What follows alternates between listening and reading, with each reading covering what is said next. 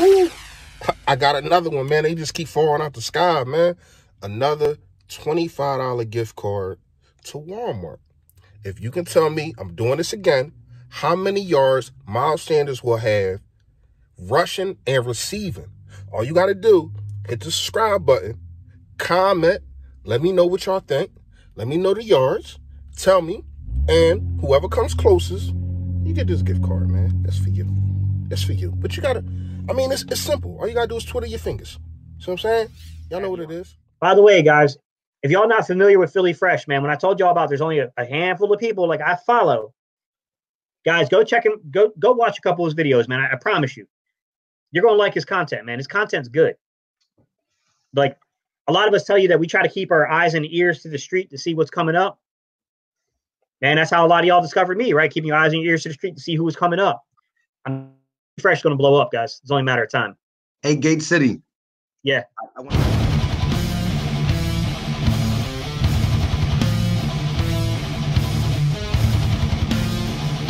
You're what's going on, yo? What's going on, man? It's your boy Philly Fresh, aka the General, here reporting for duty, man. First, I want to give a shout out to Andrew, Gate City, and I want to give another shout out to Philly Mike, man. Dude showing love, man. I gotta show it back. Y'all already know. Gate City I'm gonna put Gate City in my description so y'all can go to his page. Make sure y'all sub him up, like his comments, man. Watch his videos, man. He break down the Eagles games like no other. I mean, he makes sure you see who was doing wrong or who was doing right, why we scored, why we didn't score, man. So shout out to him. As y'all can see, right?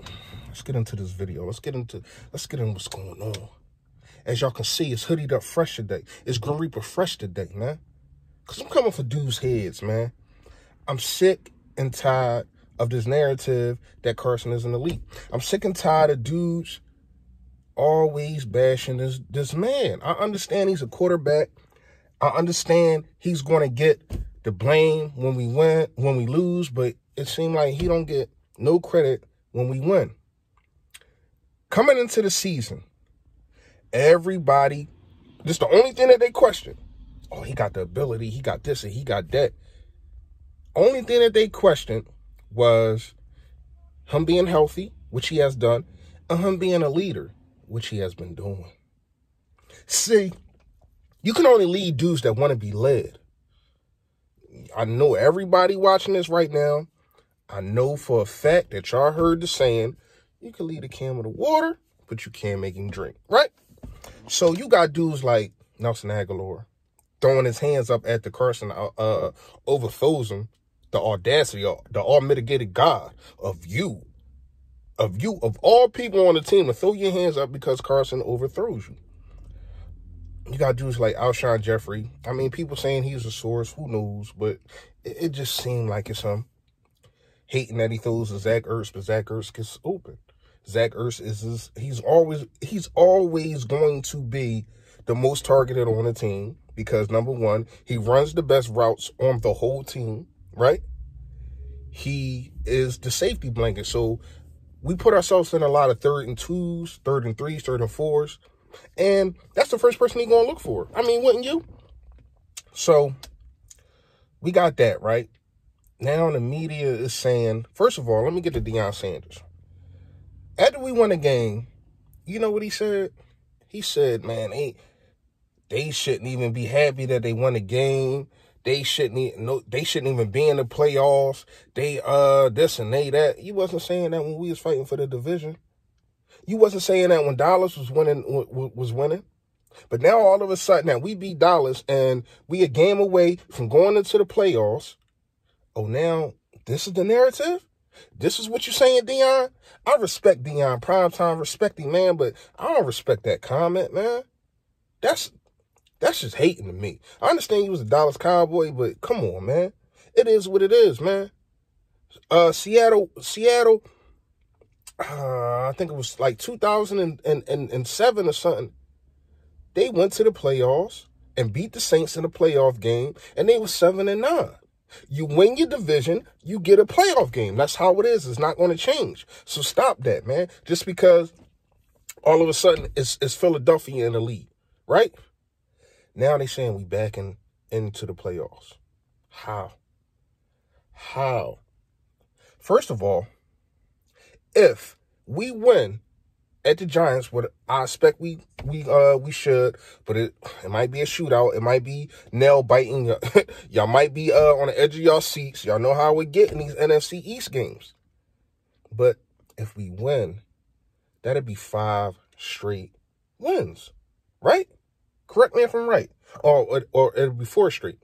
Let me see, we beat you. Yeah, it'd be 4 straight wins. That's not backing into the playoffs. That's playing your best. That's playing your best football in the month of December. Do y'all know in the month of December through Doug Peterson's whole career, 10-4? If that ain't good, I don't know what is, man. I got to shout out. He gets his dudes prepared at the end of the game, at the end of the seasons, man. I don't know what it is. I don't know what he doesn't do or what he doesn't say or what he doesn't do in the locker room. But when it comes to December, he one of the best, man. That's what I got to say about Doug Peterson. Now back to Carson, man. I think going into this game, I think it's either 18 or 19 games straight with a touchdown. Can any other quarterback in the NFL say that played dumb amount of games? Nah, they can't. They can't. Russell Wilson had a streak, but I think he lost it. Him and Carson was tied, but I think he didn't throw a touchdown in one of these games, but I think his streak is over. So he's the only quarterback with it's either 18 or 19, I'm not quite sure, with straight touchdown passes, man. This dude is taking, once again, we're going to talk about it. He's taking practice squad dudes. He's taking practice squad dudes and making them winners. See, this goes back to what I was saying, that you can lead a camel to water, but you can't make him drink. See, these dudes is drinking. They saying it's energy. You can see the energy on the field. You can see the energy from Miles Sanders. You can see the energy from Greg Ward. You can see dudes like Brandon Brooks saying, basically, that's my quarterback. He's a problem. And these dudes is respecting that. The one thing that's hurting Carson the most is the Super Bowl. I'm going to keep it real with you. Even though we love it, we appreciate it, we love Nick Foles and all that, but it's hurting Carson. Well, I don't feel as though it's hurting his career because I think he's playing at an elite level, but it's hurting the fact that everybody's looking around saying, oh, well, you didn't win the Super Bowl, which he did, because when he left off the field, we was going to be the #1 seed, which we was. He had 11 wins. See what I'm saying? So it's not like he didn't contribute to us getting a first-round bye, to us getting the #1 seed, to where as though Minnesota had to come to our house. And you seen what happened after that. If we was in Minnesota, who knows what happens? See what I'm saying? So you got that, right?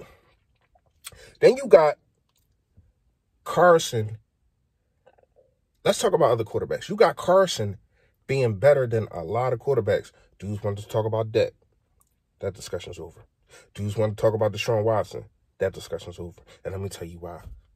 He doesn't nearly have the talent that this dude has. I mean, he got a better running back. He does. He got a better tight end. He does. But he doesn't have Hopkins. Hopkins is a problem, man. He's probably, if he's not #1, he's #2 or #3. It's debatable.